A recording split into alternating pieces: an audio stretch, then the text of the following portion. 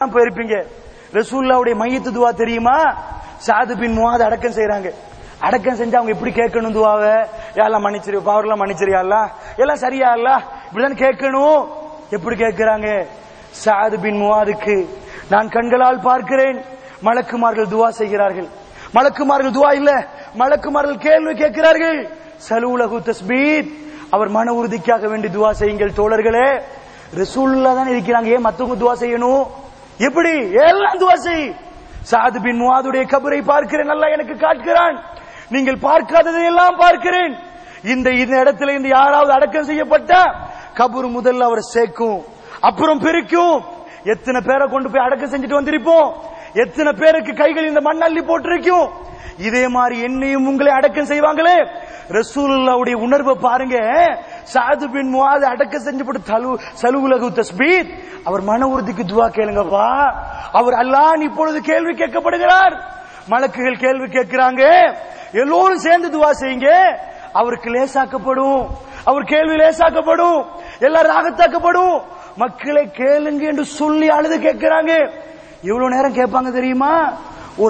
ஒரு ஒட்டகத்தை அறுத்து பங்கு பிரிச்சு கொடுக்கிற நேரம் வரைக்கும் கேட்பாங்க. நாங்க அப்படியா கேட்கிறோம்? சரி, ஒரு 10 நிமிஷம் கேட்கிறோமா? துவாண்ட இதா ஒரு ஆள் போயிட்டார், அவருக்கு இஸ்லாம் ஒரு 6 கடமை சொல்லுது. ஹக்குல் முஸ்லிம் அலல் முஸ்லிம் சித்துன், ஒரு முஸ்லிம் இன்னொரு முஸ்லிமுக்கு செய்யற கடமை 6.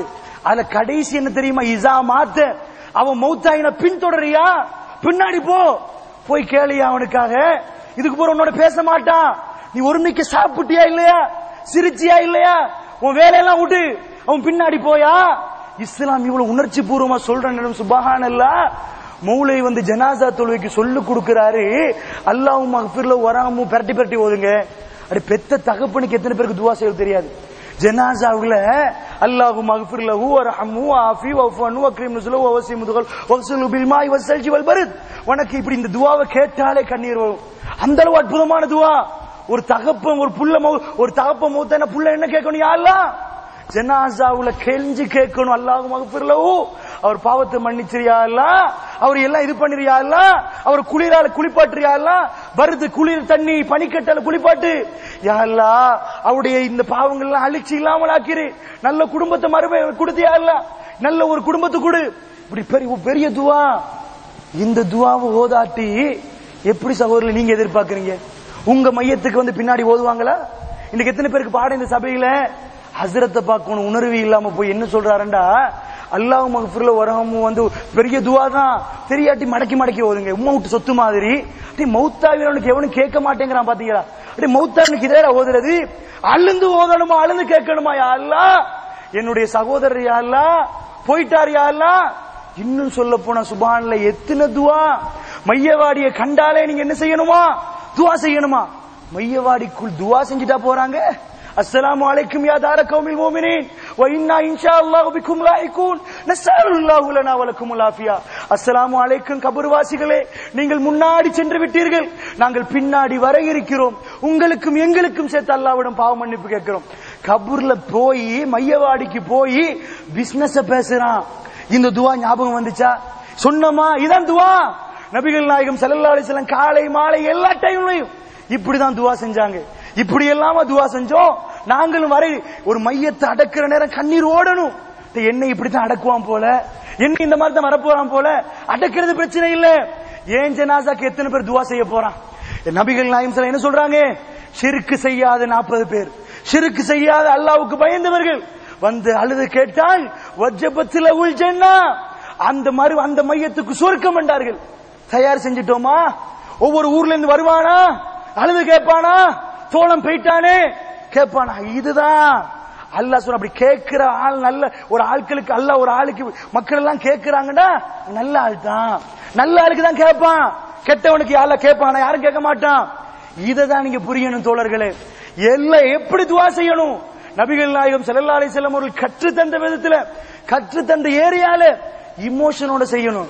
நிறைய பேர் துவா செய்யறதுக்கு நாக்கால செஞ்சுட்டு போறாங்க. நான் சொல்றேன், உண்மையா சொல்ல போன இந்த சமுதாயம் பாவம் இல்லையா? திஹாரி பெரிய பள்ளியில தொழுகிறவங்க, திஹாரி அங்கால உள்ள தக்கியா பள்ளியில தொழுகிறவங்க, அதுக்குள்ள இருக்கிற தூள்மலையில சச்சரில இருக்கிற பள்ளியில தொழுகிறவங்க எல்லாம் ஹஸ்ரத் சொல்ல ஆமீன் சொல்ற குரூப் தானே அவங்க எல்லாம். அல்லாஹ் என்ன சொல்றான், மனசால அவர்கள் சொல்லுவார்களாம், இது நாக்கால ஆமீன் என்றான். ஒன்னாவது துவா கேட்கிற விதமே பில குர்ஆன் அடிப்படையில கத்தக்கூடாதான், வார்த்தை வெளியே சவுண்ட் கத்தக்கூடாதான். அடுத்த இப்படி கேட்கிறான், ஆமீன் போறான். இது ஏற்றுக்கொள்ளப்படுமா தோழர்கள்? பாவம், அவங்க எத்தனை பேர் மக்கள் துவா கேட்டு ரிஜெக்ட் ஆகப்படுவதா இருக்கலாம். உணர்ந்து கேளுங்க, ஒரு இடத்துல அமைதியா இருங்க, உங்க ரப்புடைய ஆளுமே எல்லாத்தையும் கற்பனை பண்ணுங்க, அதுக்கு பிறகு கேளுங்க. யா அல்லாஹ், எத்தனை நடந்தாலும் ஒன்றை தான் கேட்பலாம், மானி அலிமா அழுத்தைத்த ஒலா மூர்த்தி அலிமா மனத்து, நீ நாடினால் எவனுக்கும் தடுக்க முடியாது யா அல்லாஹ், நீ தடுத்தால் எவனுக்கும் தர முடியாது யா அல்லாஹ். எஜமான்ட்ட அப்படி கேளுங்க. யா அல்லாஹ், சின்ன வயதிலிருந்து இருந்து இது வரைக்கும் என் தாய்க்கு பால் கொடுத்தது நீதான், எனக்கு பால் தர வைத்தது நீதான், என்னை தேர்ந்தெடுத்து இந்த பூமியிலே வாழ வைத்ததும் நீதான், இன்றைக்கு செழிப்பாக வாழ வைத்ததும் நீதான் யா அல்லாஹ். உன்னிடம் கேட்கிறேன் யா அல்லாஹ். இப்படி கேட்கட்டுமா, இப்படி சொல்லட்டுமா? இந்த மாதிரி துவா கேட்கக்கூடியவர்களாக உணர்வு பூர்வமா கேட்கணுமா? அடுத்தது என்ன, துவா கேட்ட உடனே எல்லாம் வராது, நல்லா புரியணும். நான் கேட்கிறேன், வடகிழக்கு மக்கள் 20 வருஷத்துக்கு பிறகுதான் சில உண்மைகளை புரியுறாங்க. என்ன, இன்றைக்கு முஸ்லீம்கள் முல்லைத்தீவு, கிளிநொச்சி அந்த ஏரியா, அதுக்கு அங்கால உள்ள ஏரியாக்கெல்லாம் இருந்தால் அவர்கள் இன்றைக்கு சாம்பலாகத்தான் இருப்பார்கள். அந்த இந்து மக்களுக்கு என்ன நடந்துச்சோ, ஊழில் இப்ப சைனீஸ்ல பிளாக் ஊடு இருக்குது, எடுத்து இப்படி செட் பண்ற ஊடு, அதை போட்டு தாங்க ஊடு அடிக்கிறாங்க. நான் கேட்கிறேன், 20 வருஷம் ஆச்சு, விரட்டி விட்டாங்க, அதுல நலவு விளங்குமா? இன்றைக்கு விரட்டினால தான் நல்லா இருக்கிறோம், இங்க புள்ள குட்டியெல்லாம் நல்லா இருக்குது, உடம்பு தானே பறிக்கப்பட்டுச்சு, உசுறு பறிக்கப்படலையே, நாம இப்ப நல்லா இருக்கிறோம். புத்தளத்துல மன்னார்ல இருந்து வந்தவங்க மத்த ஏரியால கோடீஸ்வரன் நல்லா இருக்கிறாங்களே. 20 வருஷம் ஆச்சு. அவங்களுக்கு புரியறதுக்கு அந்த தமிழ் மக்களுக்கு ஒன்று இல்லாம போச்சு. அவங்களுடைய துன்பம் எல்லாம் பிரிஞ்சு, அப்பாகம் போனா, மக போச்சு, எல்லாம் போச்சு. கடைசியில வீடு இல்ல, வாசல் இல்ல. எங்களை விட சல்லிக்கார ஒரு பரம்பரை, சல்லிக்கார சந்ததி.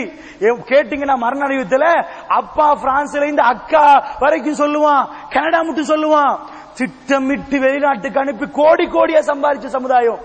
என்ன பண்ணினா, புள்ள சம்பாதிக்க உமாக்கு வாழ வழி இல்ல, ஒண்ணு இல்ல, தரமாட்டோம், ஊரே அழியுது. நம்ம என்ன சொல்ல வரோம்னா, அவர்களுக்கு நடக்கிறத விடுங்க, இப்ப ஒரு 20 வருஷத்துக்கு பிறகு தான் நமக்கு நலவு நடக்குது. அல்லாஹ்வுடைய குர்ஆன் சொல்லுது, நீங்கள் விரும்புவது எல்லாம் உங்களுக்கு நலவல்ல, நீங்க விரும்பி கேட்கறதெல்லாம் உங்களுக்கு நலவு இல்ல. சில விஷயங்கள் நீங்க வெறுப்பீங்க, அது உங்களுக்கு நலவா இருக்கும், நீங்க விரும்புவீங்க, அது நலவா இருக்காது. குர்ஆன் சொல்லுது, நம்ம விரும்பி கேட்டது எல்லாமே நலவா இருக்காது. என்னண்டா, சில துவா கேட்போம், அது அல்லாஹ் பதில் தரலன்னு வைங்க, மறுமைக்கு பொய்சா போட்டுருவானா. என்ன சான்ஸ் தெரியுமா? துவா கேட்டாச்சு, இப்ப ஒண்ணும் விளங்குது இல்ல, 10 வருஷம் ஆச்சு. நிறைய பேர் கோப்படும், என்ன 10 வருஷமா கேட்கிற ஒண்ணுமே தாரா இல்ல, இந்த மார்க் எல்லாம் போய் அப்படின்னு சொல்றவன் நிறைய பேர் நிப்பான். இதுல உங்களுக்கு பதில் வரல, நீங்க என்ன நினைக்கணும்? ஓஹோ, என்னமோ நலவு நாடு இருக்கிறான், எஜமான ஏதோ நலவு நாடு இருக்கிறான், அதுதான் இந்த செட்டப் பண்றான். மூசா நபியை போய் கடல்ல இருக்க போக்கல அவர் இப்படி நினைச்சிருந்தா எப்படி இருக்கும்? என்னையா அல்லாஹ், இம்புட்டு தியாகம் பண்ணிட்டு கடலுக்கிட்டால மெப்ப கொஞ்சம் சொல்லி தரேன் ஏற்கனவே, இப்படி போய் இப்படி போண்டு என்ன முட்டாள் மாதிரி நீங்க அனுப்பிட்ட, ஒண்ணும் இல்ல, கடல் கிட்ட மிட்டி எல்லாம் அப்படி சொல்றாங்க. இன்னால முதலக்கோள், என்ன மூசா செய்றீங்க, மாட்டிட்டு தானே உங்களை எல்லாம் மூசா நபி கேசுறாங்க. அவர் அப்படி சிந்திக்கல, சரியான ரூட்ல தான் வந்திருக்கிறோம். அப்படி கொண்டு வந்தனால தான் ஃபிரௌன் அழிச்சான் அல்லாஹ். இல்ல எப்படி குர்ஆன்ல சொல்றான் தெரியுமா? பனு இஸ்ரவேலர்களுக்கு நாங்கள் அந்த சொத்துக்களை கொடுக்க நினைத்தோம், கிபுத்திகள் அந்த சொத்துகளோடு வாழ்றார்கள், மாட மாளிகையோடு வாழ்கிறார்கள். இந்த சென்டிமெண்டான ஆயத்தை பார்த்தாலே மேல் புல்லரிக்கும். அல்லாஹ் என்ன சொல்றான்? ஃபிரௌனுடைய சொத்துகள், அந்த சப்ஜெக்ட் அத்தனையும் அவர்கள்ட்ட இருந்து பனு இஸ்ரவேலர்கள் அடிமையாக்கி கொண்டு, அழிச்சு கொண்டு, கஷ்டப்படுத்தி கொண்டு இருந்தானே, அவர்களுக்கு கொடுக்க நினைத்தோம், அதுக்குதான் மூசாவை பிறக்க விட்டோம். இப்படியே குர்ஆன் சொல்றான். இவர்களுக்கு கொடுப்பதற்காக ஃபிரௌனுக்கு கடலை கொடுத்தோம் என்று அல்லாஹ் சொல்றான். சுப்ஹானல்லாஹ். சொத்தை கொடுக்கிறதுக்கு போங்கடா கடலுக்கு, வாங்கடா சொத்தை எடுத்துக்கோங்கடா, பாலிகளை தங்கம் குமிஞ்சு, நேத்து வரைக்கும் அடிமை, இன்றைக்கு எஜமானன். பெருமாள் அதான சொல்றாங்க, ஜசீரத்துல் அரப பார்த்து, அரபிய தீபகற்பத்தில் ஆடு மேய்த்தவர்கள், காலுக்கு செருப்பு போடாதவர்கள், இவர்கள் எல்லாம் பெரும் பெரும் மாளிகை கட்டுவார்கள். கண்ணால பாக்குறோமா? நாடு 52 இந்த தியாரில இருந்து கொஞ்சம் அப்படி போய் காட்டோ வீட்டுல சுத்தி வரும், அது ஒரு நாடுன்னுவான். அத இது உண்மையா சொல்ல போனா இதெல்லாம் நாடான்னு நீங்க கேட்பீங்க. அபுதாபி ஒரு நாடு, ஷார்ஜா ஒரு நாடு, துபாய் ஒரு நாடு, இந்த மாதிரி இது எல்லாமே நாடு நாடு நாடுன்னு சொல்லுவாங்க. விளங்குதா? இதுக்கு என்ன, ஒரு தலைவர் சல்லு கொடுத்து வாங்குறான் நாடு, அப்படி இருக்குமா? தியாரியை சல்லி கொடுத்து வாங்கலாமா? ஒரு ஷேக் சல்லி கொடுத்து இப்ப துபாயில் வச்சிட்டான் என்ன இன்னொரு ஷேக் வாங்க போறாங்க எனக்கு தெரியல அப்படி ஒரு கதை அடிபட்டுச்சு. இந்த மாதிரி தான் அந்த ஏரியாக்கள் என்னண்டா அவ்வளவு சல்லி குமிக்கிறான். நபிகள் நாயகம் என்ன சொன்னாங்க? ஈச்சப்பழம் திண்டு வயிறார சாப்பிடறதுக்கு டைம் இல்லாத நேரம், சொத்து இல்லாத நேரம், இம்புட்டு பேரும் கெட்டுவான். அந்த மாதிரி நான் என்ன சொல்ல வர்றேன்டா, அந்த மாதிரியான ஒரு செட்டப் வரும் என்பது நபிகள் நாயகம் ஸல்லல்லாஹு அலைஹி வஸல்லம் அவர்கள் ஏற்கனவே அவங்களுக்கு சொன்னாங்க. இது மாதிரிதான் எல்லா விஷயமும். நான் என்ன சொல்ல வருகிறேன் என்று சொன்னால், அல்லாஹ்வுடன் நம்ம கையேந்திர நேரத்தில் அதுக்குரிய செட்டப்போட கையேந்தணும். எப்படி கையேந்தணுமா? உண்மையாக பக்குவமா, அமைதியா, ரொம்ப இதா, யா அல்லாஹ் நீ எனக்கு தருவான நம்பிக்கையோட அல்லாஹ்விடத்தில் கையேந்திரன்னு வைங்க, எல்லாத்தையும் செட்டப் ஆயிரும். நபிமார்கள் அந்த மாதிரி வரிசையாக ஒவ்வொரு நபி அந்த மாதிரி தான் கேட்டாங்க. யா அல்லாஹ் இப்படித்தா அப்படித்தா கேட்கிற நேரத்தில் ஒரு அட்ஜஸ்ட்மெண்ட் சரியா முறையில் போட்டு